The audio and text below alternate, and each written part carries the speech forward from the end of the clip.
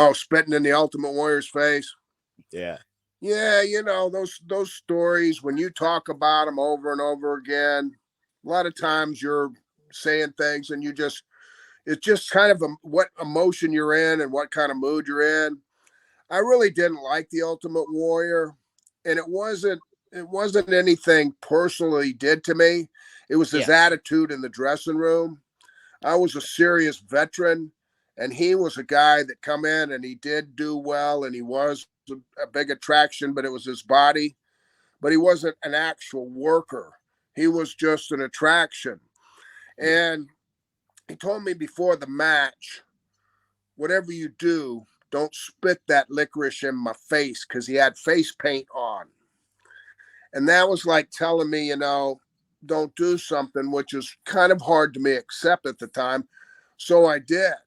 But he had, in essence, he really had the last couple of moves because that I was surrendering to him, and he was beating me. So he actually pulled it out of my mouth and wiped it on my face.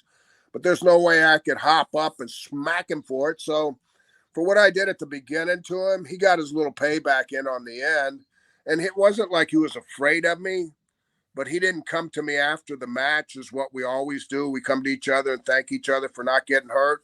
But he didn't come to me and thank me for putting him over, because he was mad that I spit the licorice in his face. So there's always differences in guys in dressing rooms.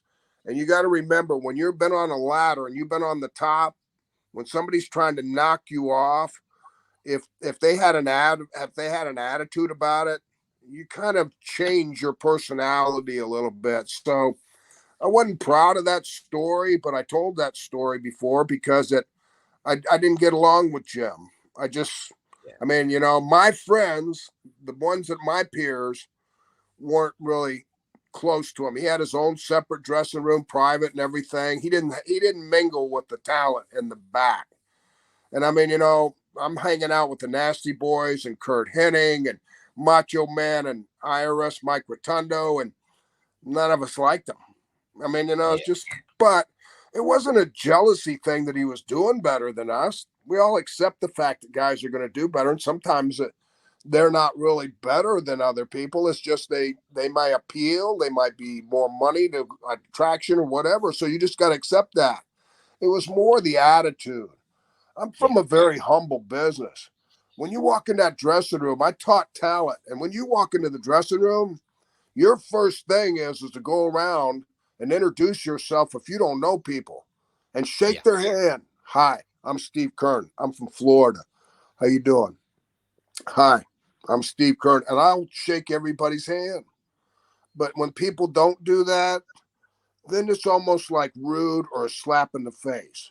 And so Yeah. audiences and fans, they don't get to see the whole picture. They only get to see a small picture where Steve Keirn told a story where he spit in Ultimate Warrior's face. I don't like Steve Keirn. Okay, Yeah. I get it. But do you know the whole story? Do you know the whole reason that I just didn't feel like being cooperative? So for whatever it's worth, you make a lot of mistakes in wrestling. I made a lot of mistakes. You think 44 years I was perfect? Absolutely Yeah. not. I know I pissed a lot of people off. Yeah. I went out of my way sometimes. Yeah, I've heard a lot of bad things. Like Tom Fleming, I don't know if you know Tom. He was graphic designer there in the WWF. He designed Papa Shango's costume for his debut, and he said that Jim just was walking past and his cape was on the ground, and he just kicked his cape, Papa Shango's cape, for no reason on the way past. Like, you're not the first person to say that kind of things about him. He's another friend of mine, Oh, Tom. Mark Callis. At that time was a close friend of Papa's, and Okay. still is. And he's another friend of mine. It's not a clique. Yeah, Here's it's a everybody family. that's normal and business people are here. There's only a few that float around thinking they Mhm. believe their character. Yeah, They start believing they can actually do things. yeah, And I know behind the scenes, the story. I know how tough you are. You think I'm going to do something if I think you're going to beat me up? Well, how about if I don't think you can beat me up? You think I'm going to do something then? I probably am. That's only because that I've been treated bad. or somebody else. It's one of my friends, because one thing in wrestling is bad manners travels quick in a dressing room. And if one of your friends comes to you and says, "Hey, man, you know that guy? That guy is a real jerk. He won't even talk to you. He won't even, associate with you. He's done this, that, this, that." So, okay, I already hate him. Where is he? Introduce me.